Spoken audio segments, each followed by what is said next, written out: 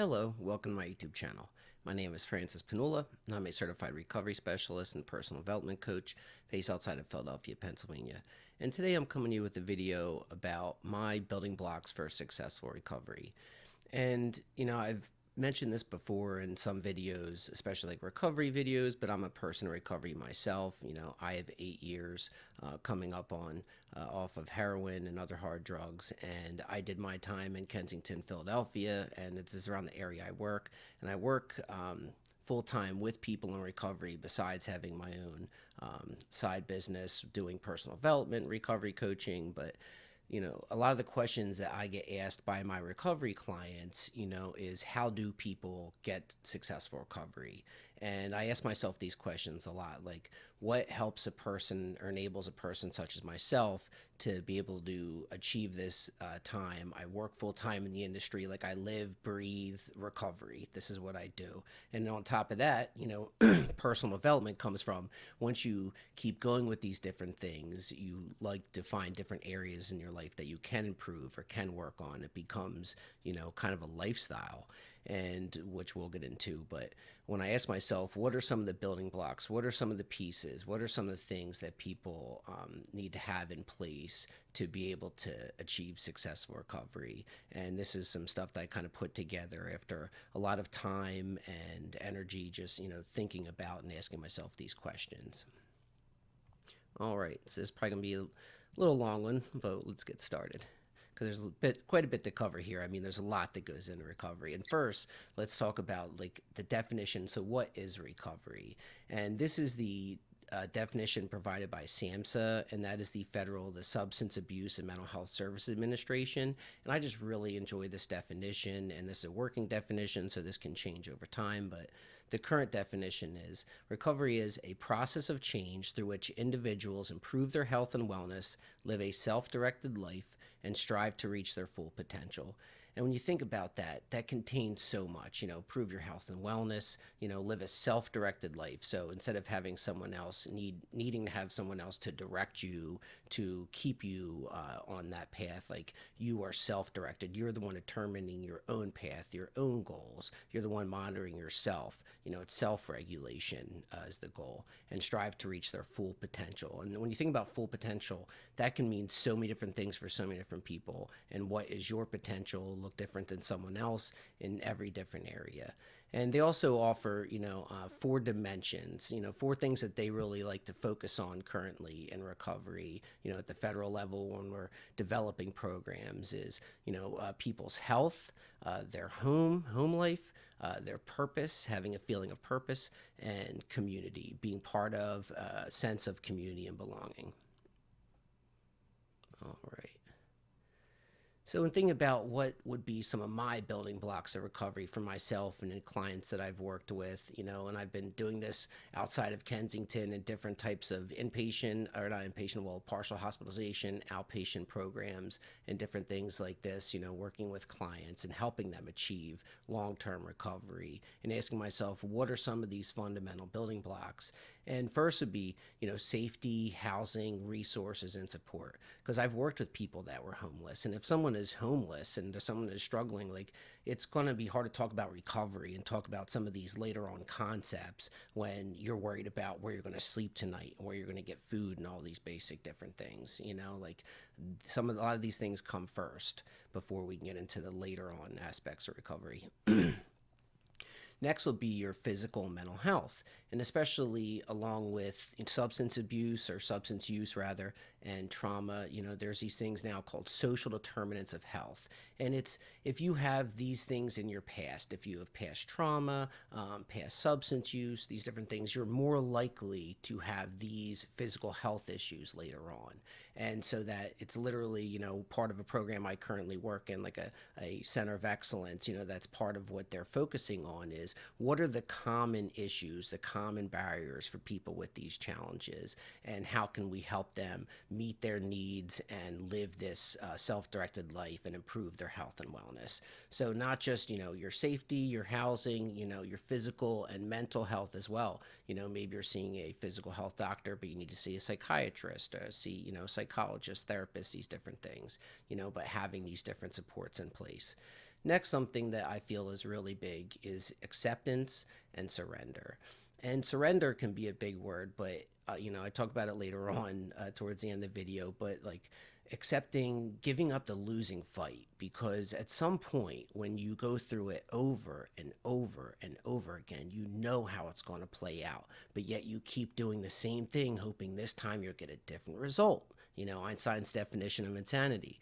And finally just accepting and surrendering that like your way of doing things is not working, and the very thoughts, the impulses that your brain is giving you are not helpful to you. And by seeking other people and seeking guidance and start listening to some other people and surrendering, it was tough for me, but once you can start finally listening to other people and trying some new things, you'll begin to see some help. But as long as, talk about that acceptance, as long as you have this reservation, this part of you, it's like, well, if this happens, or maybe if everything's going well, then I can use again. Or, well, if this negative thing happens to me, then I'll use again. As long as you have these reservations, it's going to be tough, because you're going to be looking to move that line to where's your justification for where you can use. But that full acceptance, like I just accept that I cannot do opiates. I can't go down there and buy what they got. It's just not a part of my life. It's not something I can do no matter what comes. And I've gone through difficult things. I've celebrated good things. But no matter what happens in my life, what I can't do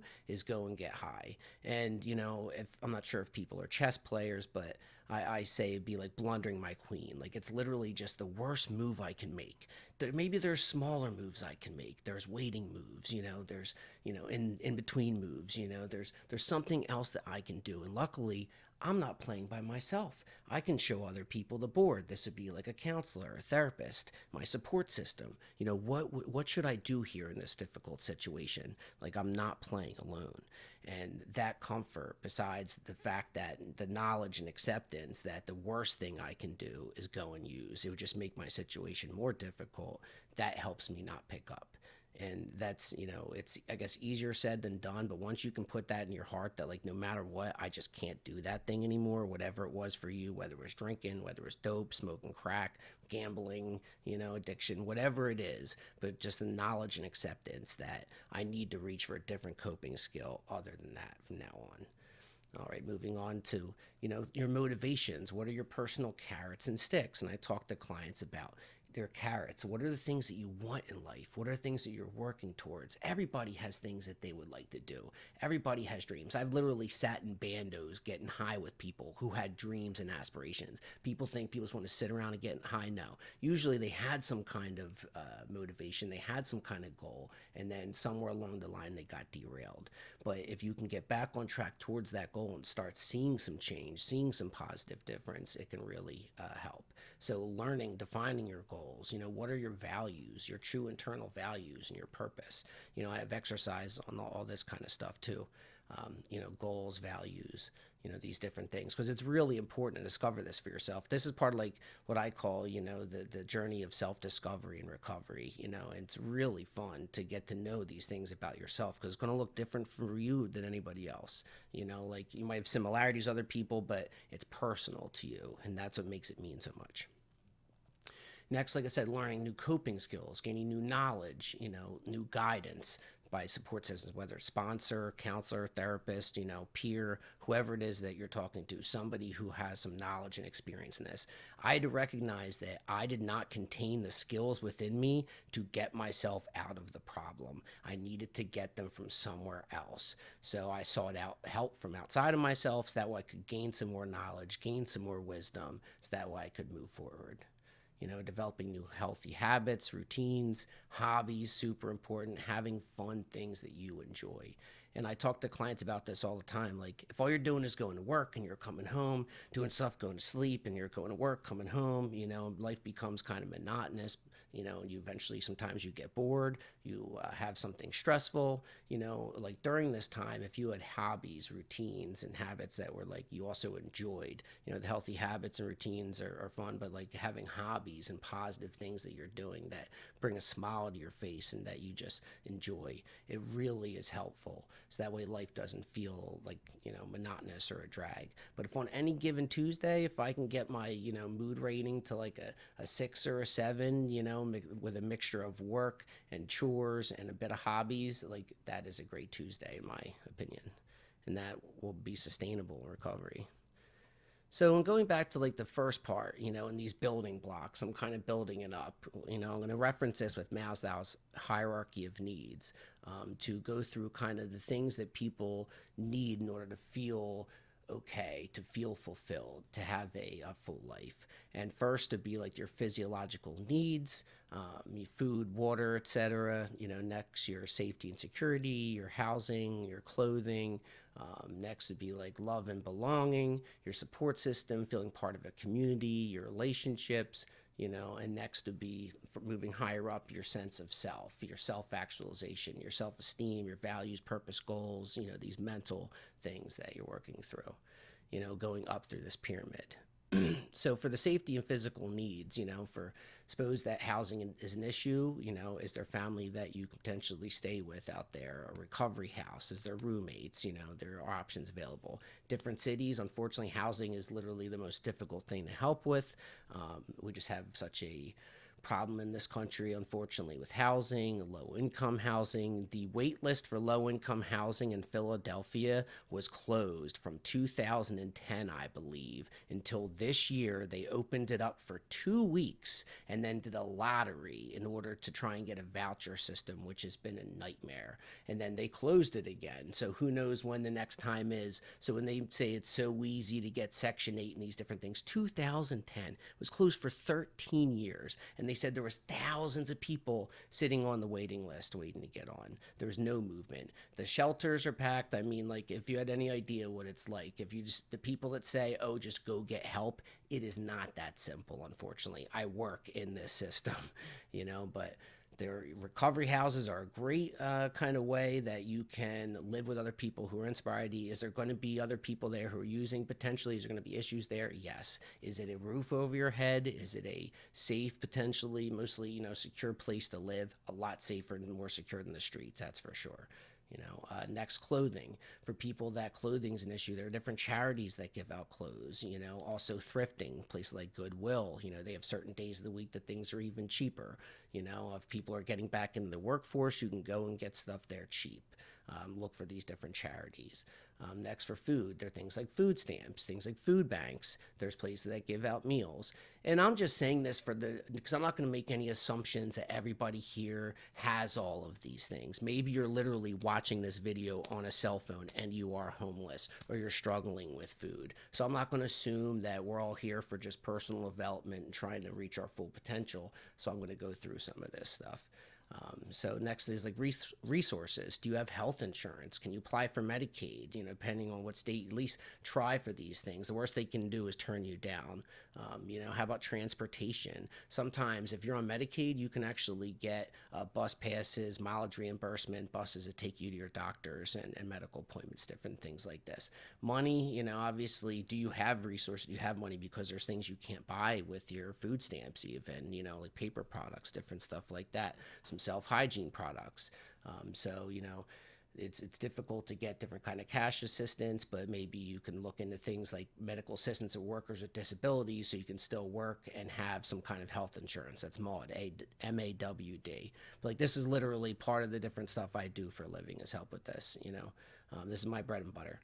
Besides just recovery in general. Security, so for yourself, like I said, having stable housing, living with people that are beneficial to you, that are safe to be around.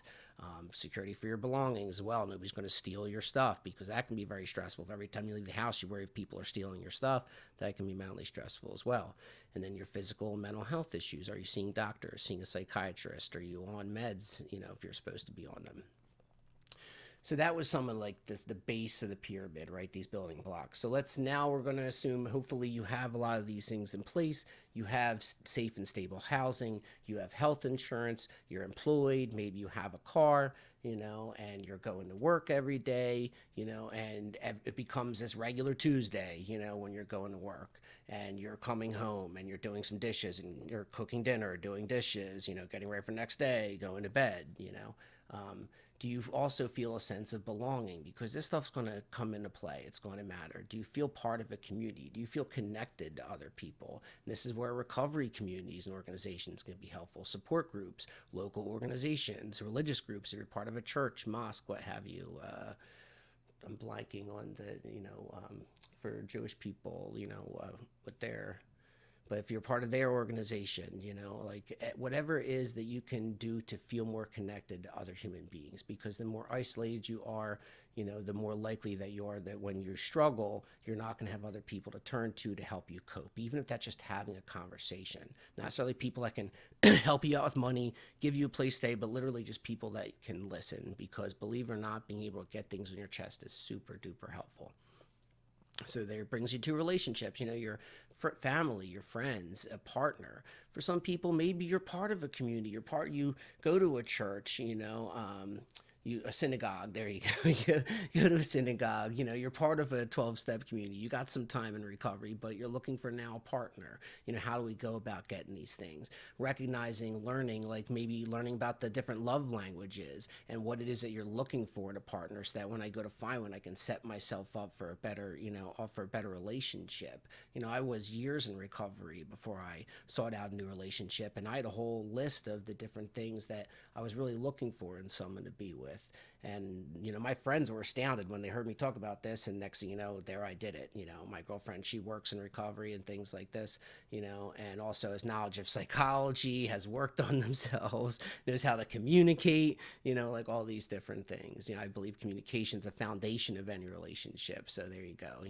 With your coworkers, peers, which technically, in some of my work, I'd be a coach or a peer, because I'm also a person in recovery myself. I've been through this. Like I said, I live, I breathe, eat this, whatever, like this is what I do. This is my deal in life. It used to be drugs. Now it's recovery.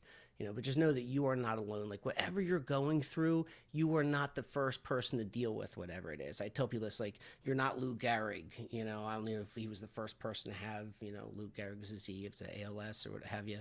But like, you're not the first person experiencing whatever it is, whether it's the isolation that comes in recovery. I can be leading a group, and if I talk about, how when you get in recovery, how suddenly you went from all these people that you used to talk to on a daily basis to now a couple. Because if you're not speaking to all the people that you used to get high with, over time, that when you're using, your friend list becomes really, well, I guess full of acquaintances, people that you get high with, and the people that don't get high becomes really small. Well, now, and suddenly you're not talking to people you used to get high with, there may be a couple people that maybe don't use or that are staying out of trouble that you're talking to, and your circle gets really small.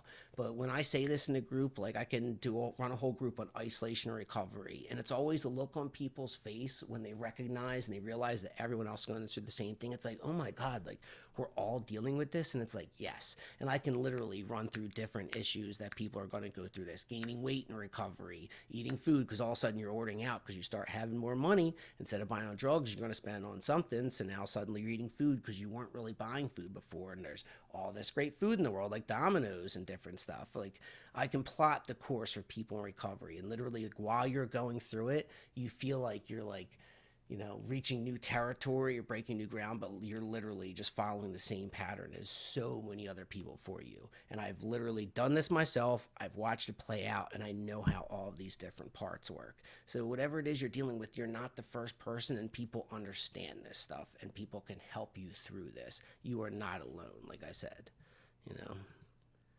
So let's talk about like the next part. We're going through kind of like the self part of the Maslow's hierarchy of needs, and your feeling of self-esteem, and also I include in there self-acceptance, because while self-esteem can be helpful, oftentimes it can be based on your accomplishments, material, different things, your esteem can be tied to how other people perceive you, whereas self-acceptance is how you perceive yourself. And that would be like either both of them would be a healthy, positive view of self, that you are comfortable looking at yourself in the mirror. You can look at your own eyes in the mirror and you feel good. And when people say they don't, I think that comes from your actions and values. Your actions don't align with your goals and your values. So if you feel shame and guilt in these different things when you look in your own eyes, and it's something that we work through. I didn't used to be able to do it. Now I can. I'm comfortable with myself. I can look at myself on camera. I'm fine. Like I have to be able to do this kind of stuff, but like I'm comfortable with who I am because I've worked on my self-acceptance. I know I'm not perfect, but I have self-efficacy. Like I believe I can do these things because even if things are challenging, even if there's barriers, like I said, not only if I can't figure out a way to help overcome them or work through them or cope with them, I can ask somebody else and use my support system. I'm not in this alone. Somebody else has probably already gone through whatever it is I'm trying to do. Whether it's you're trying to learn how to apply for a college or get into college, I'm sure there's a counselor, guidance person that understands the entire process. Who is the expert on what it is I'm trying to do? So I believe I can do it because not even just with myself, through other people. I can have resiliency because I know I can cope with these different setbacks and bounce back. I've gone through a lot of really difficult, challenging things like loss and recovery, and I've been able to get through it. And those are the things that build my confidence, that build my ability to go, okay, I have 8 years and I believe in myself and I know I can keep going because the stuff I've been through, if I can get through that, I don't know what can knock me down now at this point. Having that self-acceptance, be able to look honestly at where I'm at in any area without guilt or shame. And that's being able to take a true, honest look at in any, it can be just, I from simply to, I don't label myself as a good or a bad person. I'm a person who's done good things and I've done bad things, but to slap just this overall generalization label on myself, there's way too much nuance and nobody bats 1,000. I could say I'm a good person and try and do good things, but I know that I'm going to mess up here or there. So having that self-acceptance can also help me get through when I mess up because I'm not perfect, and being able to accept that and not have the guilt or shame surrounding it. Just know that going forward, I can just try and do my best, try and make healthy, positive choices day to day, and in order to help me make healthy, positive choices for myself, if I understand my values, my personal values, then I use them in my decision making. Because if I do something that doesn't align with my values, and I'm going to feel bad. That's when I'm going to feel guilt and shame. But when I do something, like when you help somebody, suppose you see a lady at the older elderly person at the grocery store, drop something, and you bend down and go, oh, here, pick it up, here you go. That feels good, right? Because your value is, it could be helping other people. Because your value could be, well, if I was in that situation, or if that was, my grandparent, I want somebody to help them. But when you do things that align with your values, it feels good. When you do things that don't, that's when you feel that guilt and shame. And you can only override that for so long before you can't look in yourself in the mirror anymore. But you begin to by doing things that align with your values. And it says, I understand my personal values and work to live them in my actions. Like I try and walk my walk. Instead of just saying this stuff, I could sit here, be great in this video, say all this, and then just act like a jerk, the rest of my life. But like I try and, walk it like I talk it. Like what I say, I try and do. I try and live my values. Am I going to bat 1,000? No. But do I try in a day to day? When clients give me compliments and say like, you're a good dude, I'm like, all I can say is I try. Like I'm not perfect, but I try. It's based on my values. I can literally break it down for them and do a whole values exercise of like how I got to this point and the values I try and live, like helping other people, Hence why I'm doing this video, living my values right here also. So let's talk about some self-actualization. Like let's take it to a next level with this. So self-actualization. And this was like, if you listen to some different things from the 70s about being like a self-actualized person, like when people were really trying to get into self-development, like this is, I think they were trying to conceptualize a lot of people when they would hear this word, like, their actualized self, like what does that mean? Like what is my full potential? For me, when I ask myself this question, it depends because as like I said, I could suppose I'm halfway decent at chess, but in guitar, I'm a beginner. or vice versa. Or I'm good at communication skill, but maybe my organization skills are lacking. I still have to set timers for everything because my short-term memory can be difficult. But in these other areas, I'm great. So your full potential, I think it looks kind of like an equalizer, where all these different levels and these different things that I'm working on, but I can get them all for the amount of time here on this earth. Let's see what I can do with them. Is it in your career? Is it elsewhere? Like how good can I get at coaching people and helping people develop and get through recovery? That aligns with my values. So you want to spend a lot of time and energy doing stuff like that. How about, like for me, health and wellness was something that came like later into my recovery. And I was never like a huge like weightlifter, but now it's fun for me just to like see let's see what I can do with it. Let's see like I literally just for fun. Like I work out. Like that's why I went to the gym earlier for fun. Just to, like for me, it's like a video game. Like when I like be able to push new weight, it's like on RPGs, like seeing my strength numbers go up. Like this is how I view this because it's cognitive reframing. There's terms for all this stuff. Like if I can change how I think about it and how I view it into something that resonates with me and something I value, like seeing numbers go up in a video game, like it's fun for me. So this is part of my strategy, my building blocks. But for you, maybe it's also you a certain way you want to look, and that's why you go to the gym. Or for me, just improve my health. I'm 39 years old, so at this point, like I need to be able to keep working on this because you're going to lose more muscle mass as you get older. So I need to like do things to keep it on my body. I've been reading studies on this and all. So like this is some of the stuff full potential I do. I sit there and read different studies and look at health things, and I play chess, I play guitar. That for me is development. I work on my relationship, learn how to be a better partner, how to communicate better, but also career elsewhere. How about your passions? Art, music, sports, games, cooking. Like if you really like to paint or you really like to draw and you're working on these different skills. If you're like really into music, like I'm really into music.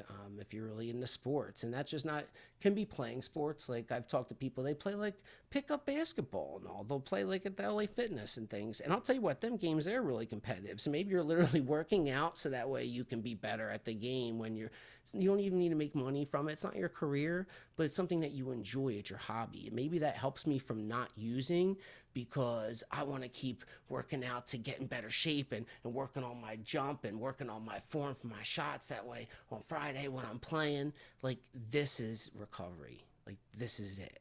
Like if you can get to that spot to where now like I'm working towards all these different healthy things, you have other things going on that your focus is no longer on that, while also learning these coping skills and having the support system. Like these are all these building blocks put into place. I hope you're getting the sense of this, right?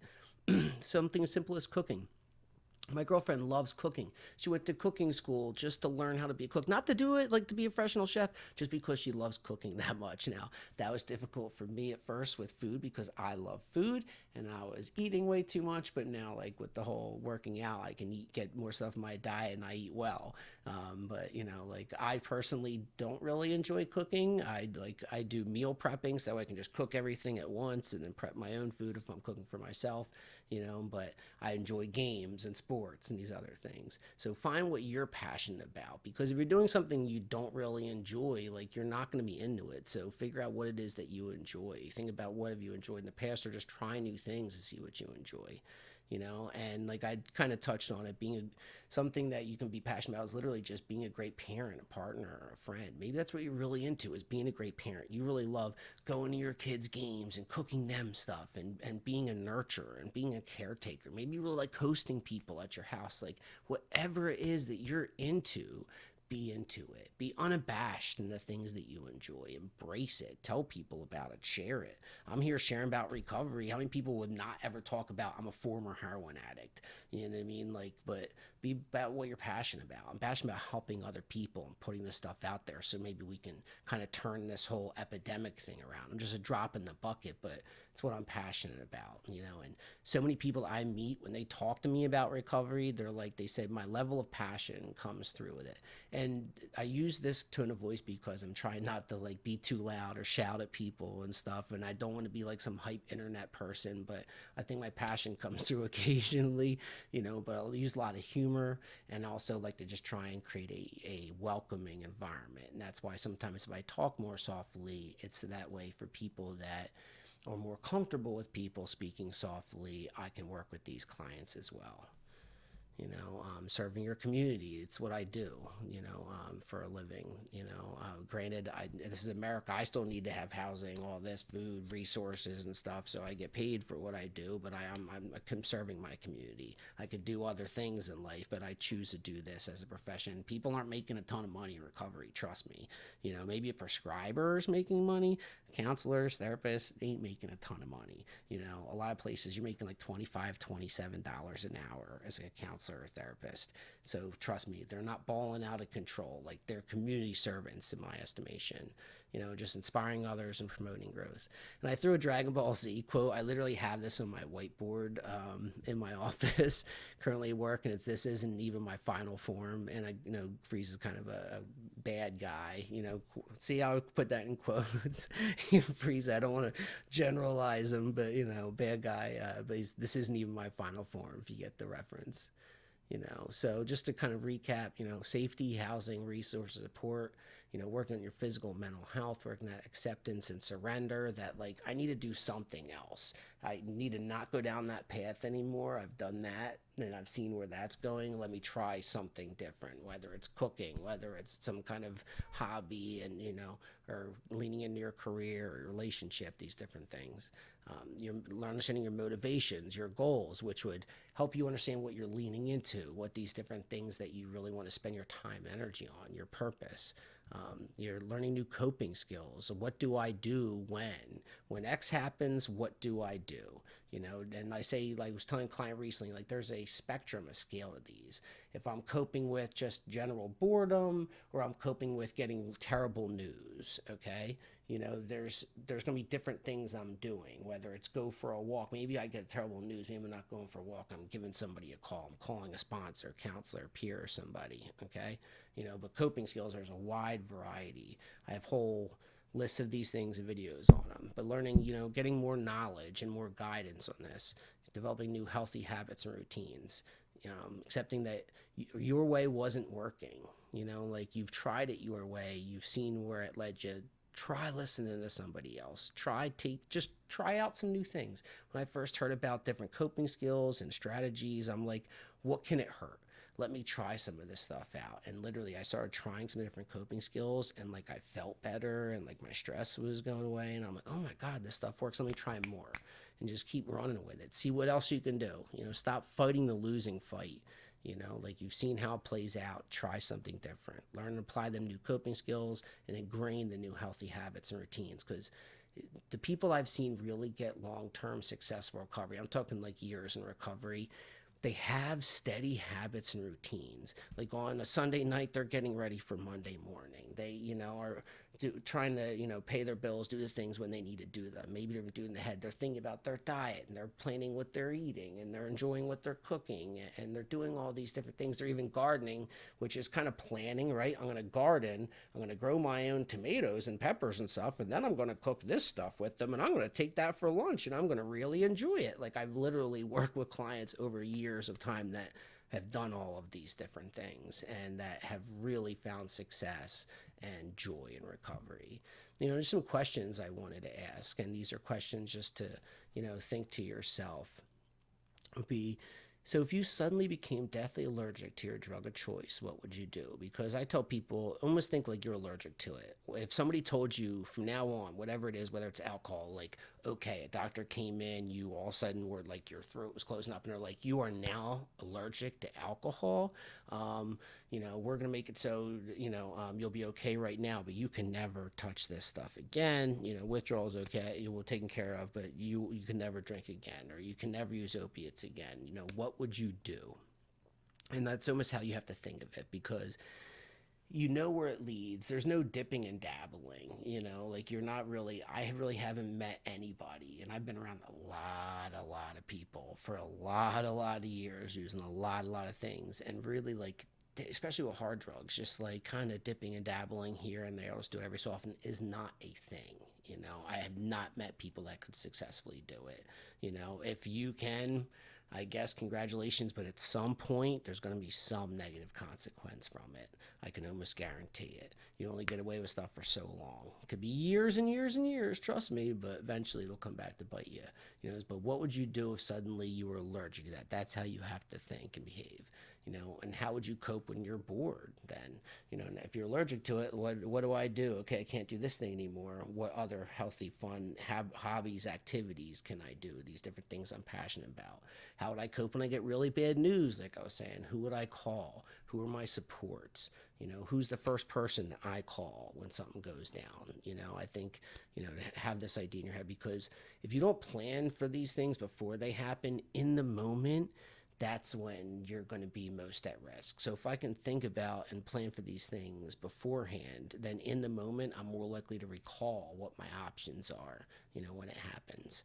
How do you celebrate if you get really good news? Because if you think about it, even culturally, right, at weddings, maybe people have a toast, people, they have champagne bottles at car races, different things people win, even was it bicycle events or whatever, like champagne, like this is part of the culture. And a lot of times, I could do a whole video literally on how culture kind of ingrains into a substance use, and then later on, though, they'll stigmatize you and you're a bad person for using substances, when literally it's kind of put into our culture.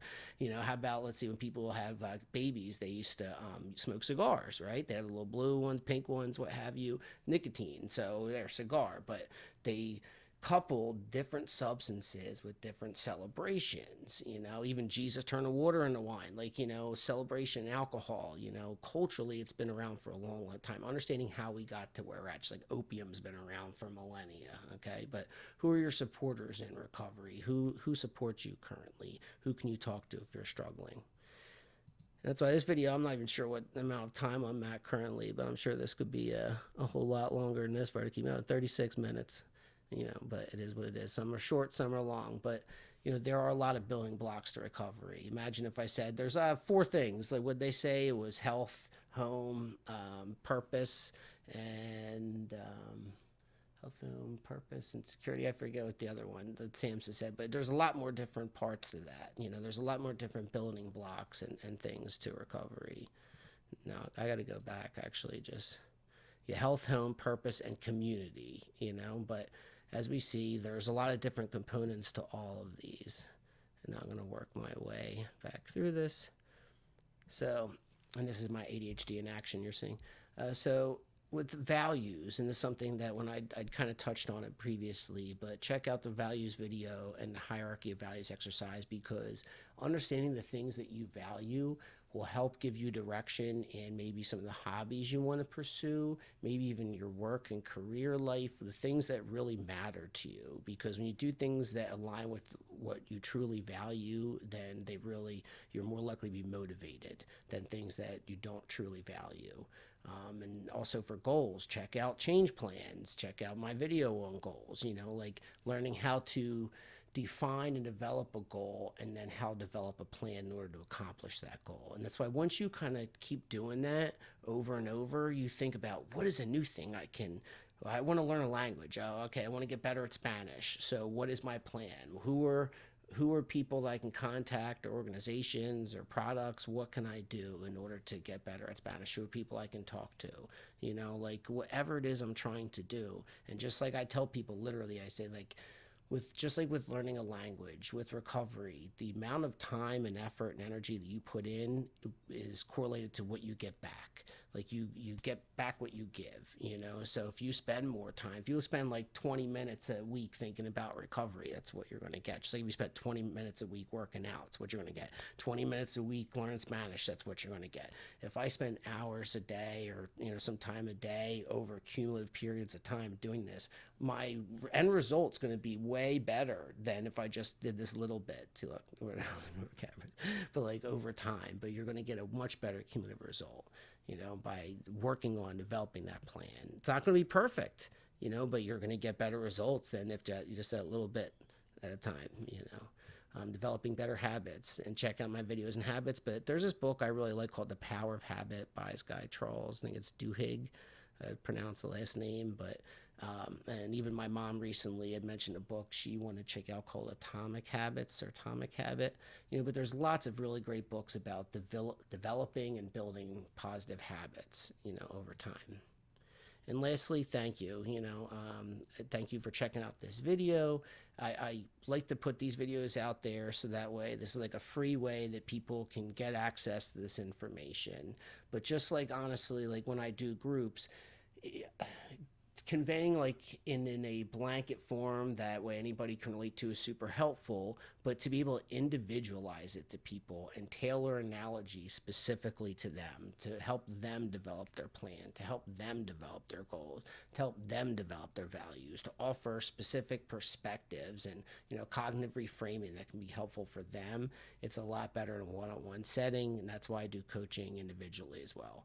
And if you're interested in that, check out my website, premiumpersonaldevelopment.com. I'd probably put it in the comments below, but I hope that you can get whatever you can get from this video and help these different videos and help put it into practice in your own life. And I know even through that, the more time, effort, and energy you spend on this, you'll get tremendous results, because I'm astounded at where I've come from and where I've gone. And I just know that I can't even tell you where I'm going to wind up in any of these different parts of my journey. That's what's so exciting, is like life will surprise you, and there's going to be bends, there's going to be challenges, but there's going to be, when you overcome a challenge, nothing feels better than that, honestly.